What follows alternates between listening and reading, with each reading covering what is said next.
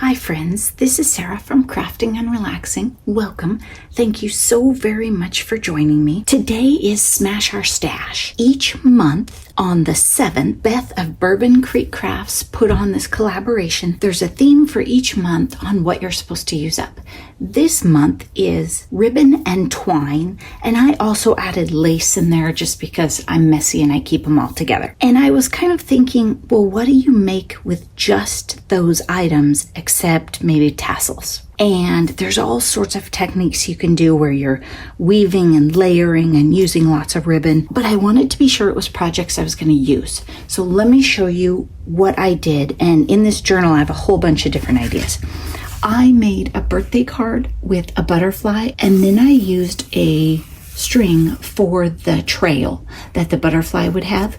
The paper's a little busy, so it doesn't pop like I had hoped, but I was trying to get a certain color palette. That is always an idea. You could use it for bees or dragonflies or butterflies, anytime you were trying to show motion. Then I made a small tassel. I had only ever made chunkies before, really chunky ones, but I made this one to go on this dog journal, and my thought was it could go in the middle and mark the page that the person is working on, and then it would look cute. And that's why it's browns, because it goes with the cover. There's a video later this week on that one. Then this journal I made completely from, except for the cover, completely from a bin of paper that was my friend Noni's trash. Months ago, she gave it to me and I had it sitting here, and I thought, okay, well, if I wanted to make a journal without a specific theme and bring in colors of ribbon that I would typically not use, then I should use paper that I wouldn't typically use. This is mostly pastels and a lot of pink, which is very much not me.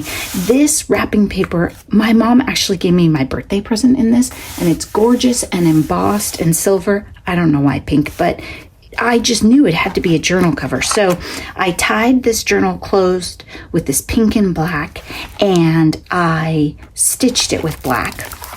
And then I just picked a piece of cardstock out of my room that went with this. It's not quite as pink as it could have been, but I think I gave away a lot of my pink. Then here I have a big rickrack that's rainbow colored. And again, these were papers that were not favored. They were headed for a recycle bin, and I rescued them.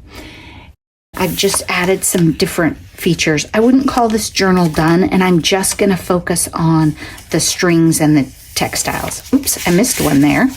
Here I have this ribbon that has a pattern on it, and it's sheer, and I liked the ribbon just glued to the page because it really helped the pattern pop. It doesn't show as well when you don't have white behind it. Here I took a die cut and then wrapped a twine around it. You could do this with a tiny hole punch. You can make holes in paper. You could do it with just about anything. I just picked one and went, okay, that one will work. Then I had a bunch where I took ribbon and put it down a scrap from the page, then layered it. And these are tuck spots in the journal to put more cards or photos or whatever. And I wanted to accent the ribbons and the threads, so I left them all hanging. Since twine or thread, that was one of the categories, I stitched a whole bunch of stuff. It was fun how the theme brought the project to life. Then here, I couldn't find my tiny hole puncher. It is MIA, but I used a hole punch and put the string through it like the butterflies flying across the page. Here I have a pocket with a tag and then two different kinds. I've double tied, so I have the pink and then I use the white around it to tie it.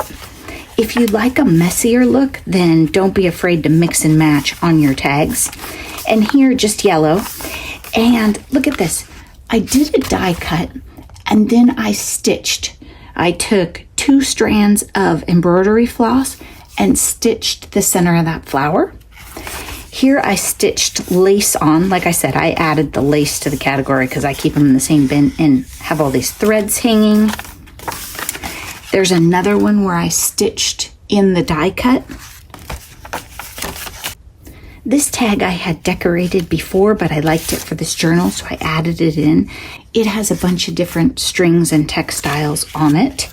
and some more of those fabric and stitching tuck spots on a page, and a double tied tag along with a ruffled ribbon that I did before. It's a sheer ribbon, which is nice because it lays pretty flat for a journal. If I had used like a big thick ribbon, it probably wouldn't lay as flat. Here I wanted something to come out the side. I thought I needed to add more to come out the side, so I put a tip out with ribbon and thread sticking out, and another one of those tuck spots, and these are all just scraps of paper, and I've stuck with the pastels because that's what was in the paper, and a fun tag here, and then it sticks out the side and gives it interest. Some lace that was blue and white that I zigzagged with pink, and here a thicker ribbon stitched on. So that is my journal, and I used a lot of string in it. What I will say is I should have focused more on loose string. I shouldn't have opened up a new roll or touched anything like that, but I did get through some tangles and messes and get things a little tidied up. And maybe this string on the front isn't for everyone, and you know, that's okay. It doesn't have to be here. I just thought with a journal that's messy and has all these textiles, it really made sense to have it tie closed. Thanks so much for watching. I hope you enjoyed this video. Be sure to check out Beth and the other collaborators. Their links are in the description down below. Next month for Smash Our Stash, part of the category is unfinished objects. I sort of did one this month, but I'll come up with more because I have many that I want to attack. Thanks so much for watching. I hope you're taking good care of yourselves. Bye-bye.